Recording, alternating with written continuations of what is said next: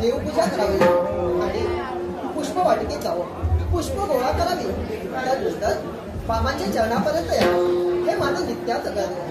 पण आजच्या दिनी माझे बाबा माझी मार्ग प्रतीक्षा करत असतील, त्यांच्या चरणापर्यंत जावं, त्यांचे मंगलमय आशीर्वाद घ्यावे आणि तत्पूर्वी आपल्या मनातील इच्छा पूर्ण करावी.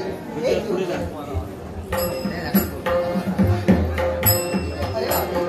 बाबा तर मनस्थ म्हणते, बाबांच्या कोणत्या पद्धतीने करावं हे पूर्णच मला ठाऊक आहे.